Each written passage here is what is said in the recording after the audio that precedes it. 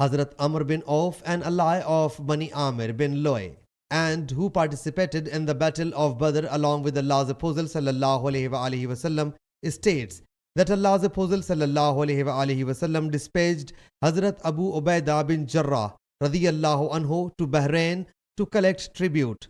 Allah's Apostle sallallahu alaihi wasallam made a peace treaty with the people of Bahrain and appointed Ala bin Hadrami as their emir. Hazrat Abu Ubaidah brought goods from Bahrain. When the helpers heard the news of Hazrat Abu Ubaidah's arrival, they joined Allah's Apostle sallallahu alaihi wasallam in the morning prayer. After performing the prayer, he sallallahu alaihi wasallam saw them and gave a smile. He sallallahu alaihi wasallam then said, I think you have heard that Abu Ubaidah radiyallahu anhu has arrived bringing some wealth from Bahrain. The companions radiyallahu anhum submitted, Yes, O Allah's Apostle sallallahu alaihi wasallam. He sallallahu alaihi wasallam said, Be jubilant and hope for what will delight you.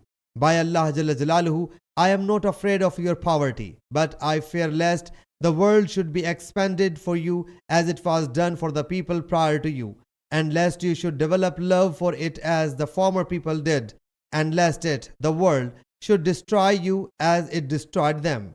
Sahih Muslim Hadees number 7351.